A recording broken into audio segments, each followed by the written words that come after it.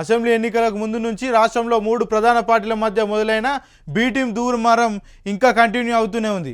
మొన్నటి ఎంపీ ఎన్నికల్లో BRS BJP ఒకటే కాంగ్రెస్కు నష్టం కలిగించాయని నిన్న ఢిల్లీ వేదికగా ముఖ్యమంత్రి రేవంత్ రెడ్డి చేసిన వ్యాఖ్యలు హాట్ టాపిక్గా మారగా ఈ ఆరోపణలను ట్విట్టర్ వేదిక హరీష్ రావు కొట్టిపారేశారు.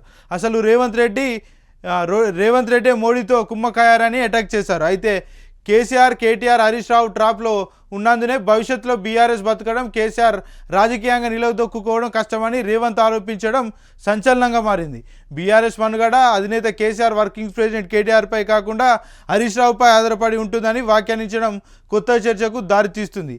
ఇక కేసీఆర్, కేటీఆర్పై ఓ వర్గం గుర్రు.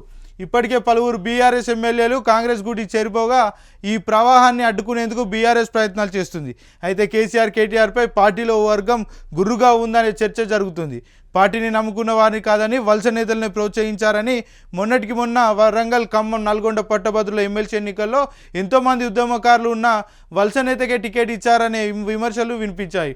ఓవైపు పార్టీకి పెద్ద దెబ్బ మీద దెబ్బ తగులుతున్నా అధిష్టానం తీరు మారడం లేదనే టాక్ వినిపిస్తుంది.